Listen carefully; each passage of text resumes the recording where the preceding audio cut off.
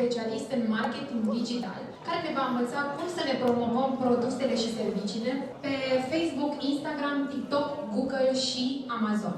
Haideți să ascultăm cum să construim strategii care nu doar atrag atenția, ci ne generează lead-uri reale. Avem în sală antreprenori care vor să vândă mai mult? Sunt pe scena care trebuie. Suntem acum în România. Avem o economie de lipsă sau o economie competitivă? Să vă prezint două concepte. Conceptul de economie de lipsă și conceptul de economie competitivă.